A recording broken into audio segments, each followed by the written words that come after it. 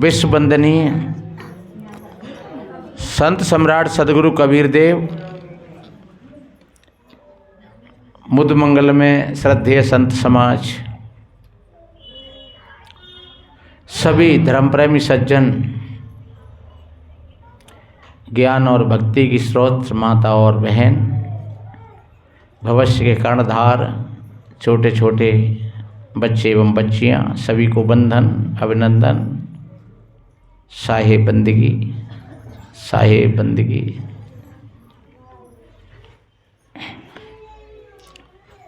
आप बहुत काफ़ी देर से संत महात्माओं की भजन वाणियों को श्रवण कर रहे, और जो भाई बहन इन भजन वाणियों को सुन करके समझ करके अपने जीवन में जो धारण कर लेते हैं, उनको सुख मिलता है, शांति मिलती है। पहले कुछ दानवीरों के नाम हैं जो पहले इतवार में सत्संग में आए थे। वो महंत अनुराग दास जी,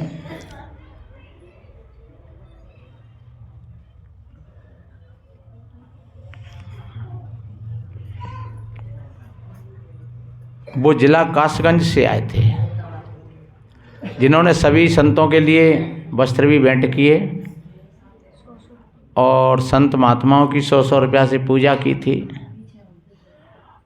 और वो संत सेवा के लिए भंडारे के लिए 2000 रुपया दे गए थे।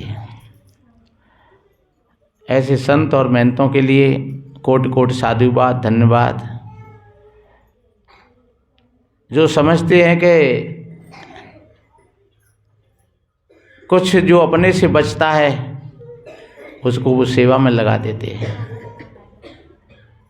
और बचाने का मतलब ये होता है, वैसे तो नहीं बचता है, लाख 2 लाख 10 लाख करोड़ 10 करोड़ अरब, ये केवल मन की बात होती है।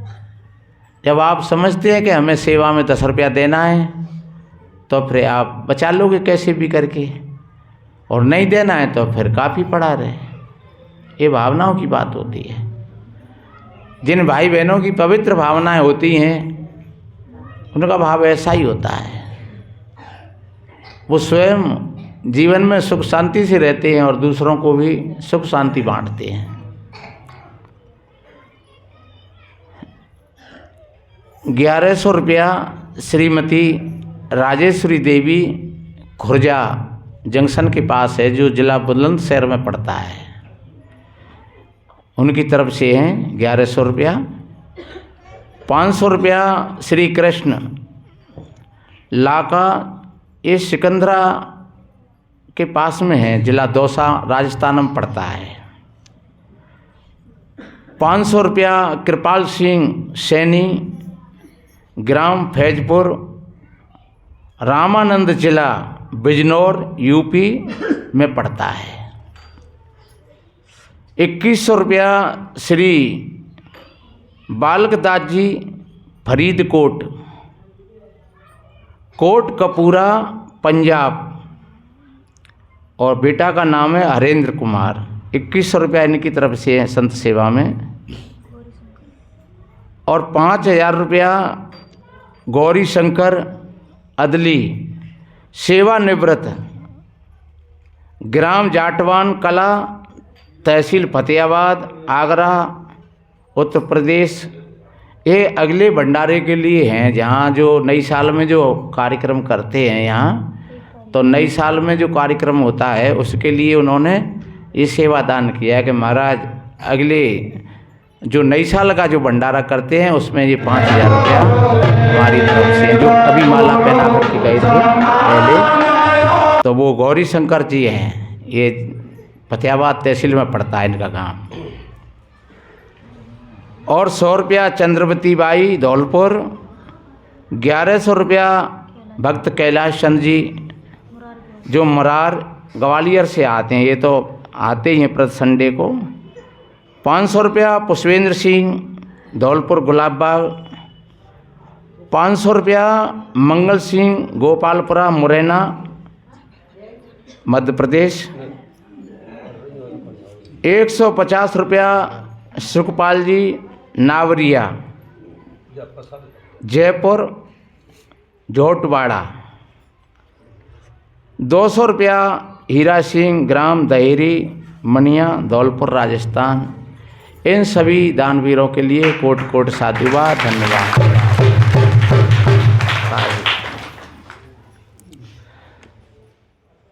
तो मैंने निवेदन किया कि जो भाई बहन सेवा के लिए ऐसा भाव होता है, यहीं पर नहीं जहाँ कहीं पर भी जाएं वहाँ सेवा करते हैं, तन से, मन से, धन से। तो ऐसे लोग का यश बढ़ता है, कीर्ति बढ़ती है, उम्र बढ़ती है। आइए राकेश जी, इधर आ जाओ, आ जाओ।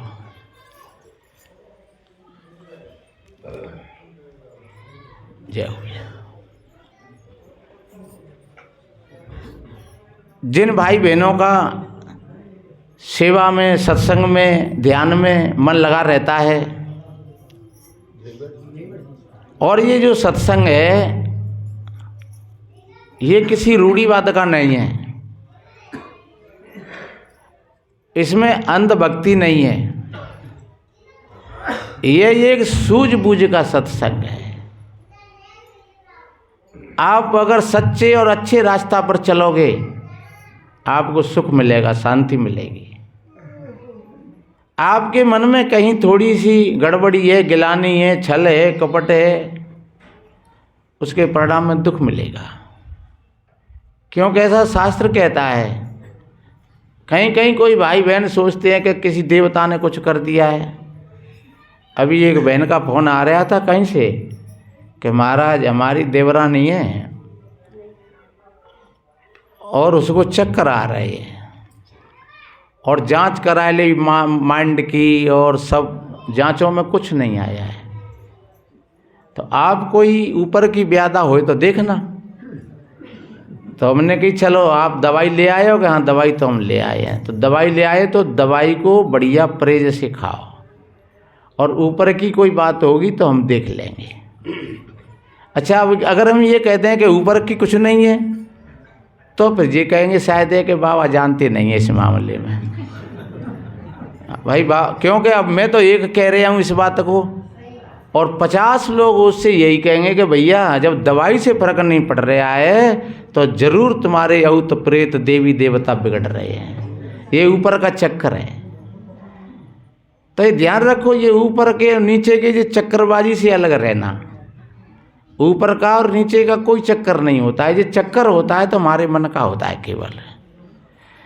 इसलिए अपने मन को बढ़िया बना करके रखो। जो अपने मन को जितना बढ़िया बना करके रखोगे, छल कपट ईर्षा द्वंद्व राग द्वेष किसी प्रकार का अगर तुम्हारे मन में चल रहा है और किसी के प्रति, तो वो तुम्हारे लिए दुख का ही कारण बनेगा। और अगर तुम्हारा कोई दुश्मन भी है उसके प्रति भी तुम अगर अच्छा सोच रहे हो, सदगुरु कबीर साहब जी ने कहा है नहीं कि जो तो को कांटा बोए ताए बोए तू फूल, तो ये फूल के फूल हैं बाकों हैं त्रिशूल। ये संतमता की बात है। हालांकि जीव कहिए काऊ ने कि जो तो को कांटा बोए ताए बोए तू भाला, और वो भी क्या जानेगा कि परामर्द से पाला। कि जो कांटो बहे तो ताको भालो बहे और बहू का समझेगा। पर ये संतमत इस बात को नहीं कहता है। आज तुम उसके लिए, उसने कांटे बोए हैं, आज तुम उसके लिए भाले डालोगे तो कल वो और बड़ी हथियारने की तैयारी करेगा। तो इसमें कोई समाधान नहीं है। समाधान यही है कि जो तो को कांटा बोए ताए बोए तू फूल, यह समाधान है। आपके साथ में अगर गलत भी होता है तब भी आपकी आत्मा में संतुष्टि रहेगी, क्योंकि आपने गलत तो किया नहीं है। इसलिए यहाँ सदगुरु संत आपको सत्य का रास्ता बताते हैं। तन से मन से वचन से आप सत्य के रास्ता पर चलोगे तो आपका जीवन खुशहाल होगा। ये कोई भूल भ्रांति नहीं है इसमें। क्यों? अगर आप गलत सोचते हो, जैसे अपन खाट में लेटे लेटे सोच रहे हैं कऊ को बुरा, और अपन सोच रहे हैं कि वहाँ तो कोई देख ही रहा नहीं है, तो खाट में लेटे लेटे तुम गलत सोच रहे हो, तो तुम्हारे मन की तरंग वहाँ तक जा रही है। ये ध्यान रखो, जिसके प्रति तुम सोच रहे हो उसके वहाँ तक ये गलत तरंग आपकी जा रही है।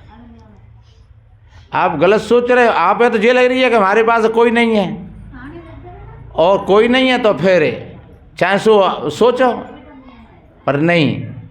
कहीं मंदिर में जाते हैं, पूजा करते हैं, तो मंदिर में पूजा करोगे तो वहाँ भी तुम वही चीज़ मांग रहे हो, वहाँ भी मन में वही चल रहा है कि भाई भगवान कैसे करके मेरा जुकाम हो जाए और जाको ऐसा हो जाए, दूसरे का गलत हो जाए और मेरा अच्छा हो जाए।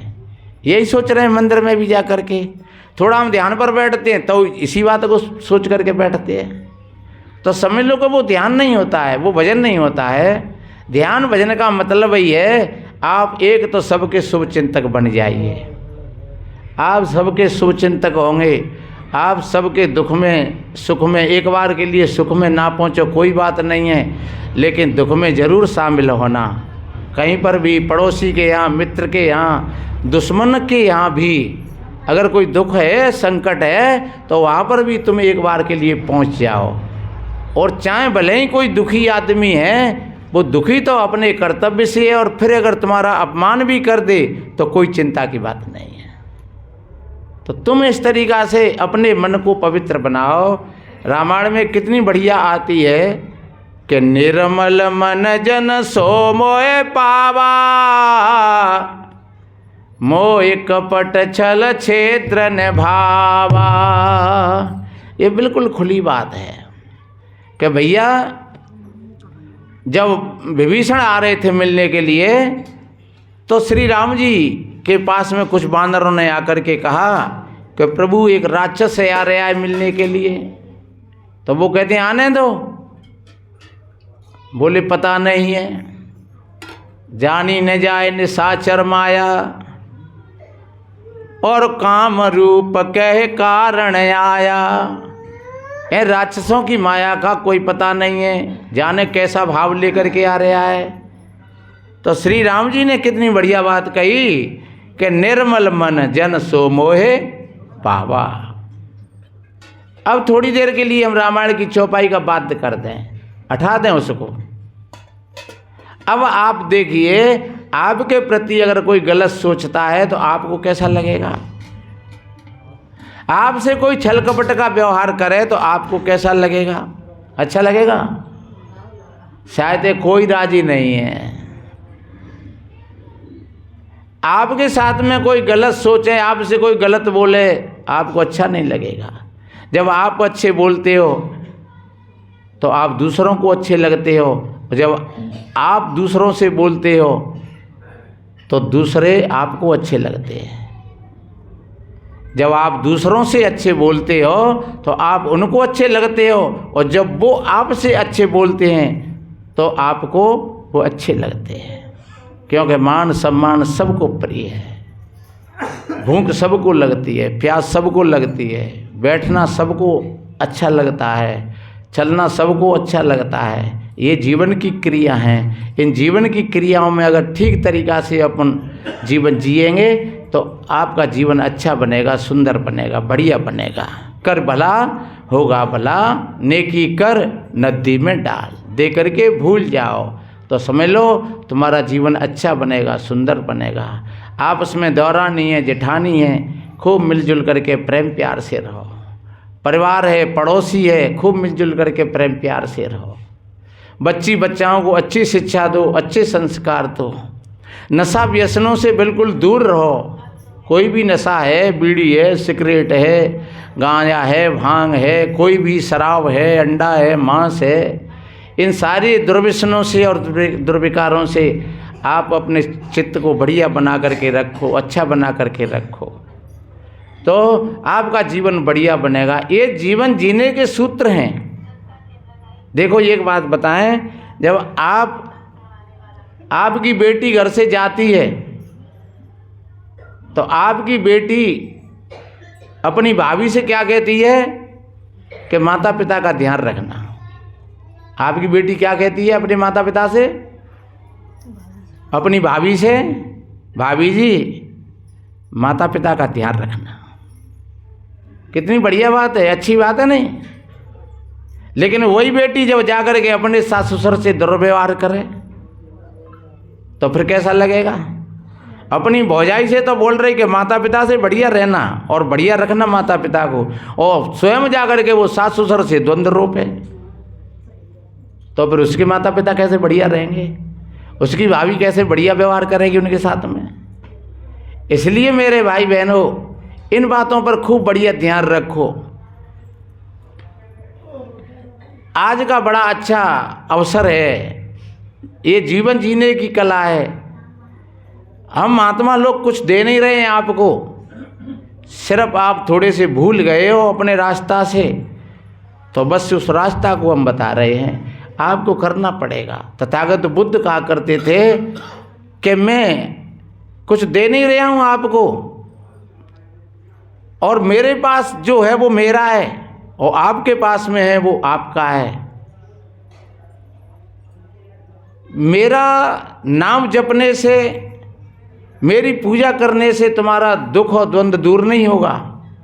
मैं कह रहा हूँ, इन विचारों को अगर तुम अपने हृदय में धारण करोगे तो तुम्हारा दुख, दरिद्रता और द्वंद्व सारे के सारे दूर हो जाएंगे। तो आप छल कपट का जीवन जियोगे तो जरूर आपका जीवन दुख से कभी निवृत्त नहीं हो पाएगा, और सरल भाव से अपना जीवन जियोगे तो आपका जीवन अच्छा बनेगा, सुंदर बनेगा। आज कितनी बिगड़ी व्यवस्था है, आप उसी में संतुष्ट हो जाइए और विचार करिए कि मेरी व्यवस्था कैसे बिगड़ी है। ये विचार करना अपने भीतर में, ये विचार करना बैठ करके कि मेरी व्यवस्था आज बिगड़ी है तो किस तरीक़ा से बिगड़ी है, कहाँ भूल हुई है, और तुम वहीं से फिर शुरुआत करोगे अपने जीवन की, तो तुम्हारी व्यवस्था फिर लाइन पर आ जाएगी, कोई देर नहीं लगेगी। मैं कहता हूँ आज अगर तुम विचार कर लोगे और आज से ही तुम्हारी व्यवस्था लाइन पर आ जाएगी। इस बात को आप गांठी बांध करके ले जाना।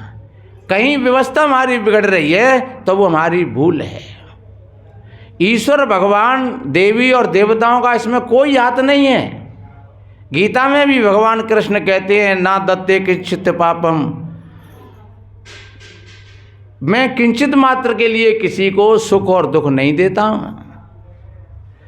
ना दत्ते किंचित पापम, न मैं पाप देता हूं और न मैं किसी से पुण्य कर्म करवाता हूं। न कर्तव्य न कर्माण न लोक सर्जते प्रभु, कर्म फल संयोगम स्वाभाविक प्रवर्तते। ये ऐसा नियम बताया उन्होंने। न मैंने कभी सृष्टि का निर्माण किया है और न किसी से करवाया है, न मैं किसी से कर्म करवाता हूँ और न मैं उन कर्मों में साझेदार होता हूँ। सिर्फ व्यक्ति कर्म करता है और फिर उसका भोग उसके सामने स्वमेव आता है। जैसे आपने प्याज खाई है तो आपको मुख में से प्याज की बदबू आएगी, न कि इलायची की।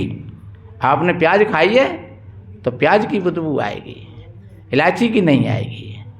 आपने अपने घर के सामने बमूर का पेड़ लगाया है, उसी को पानी दिया है तो उस पर बंगली आएंगी, उस पर आम नहीं आएंगे। ये नियम है सृष्टि का।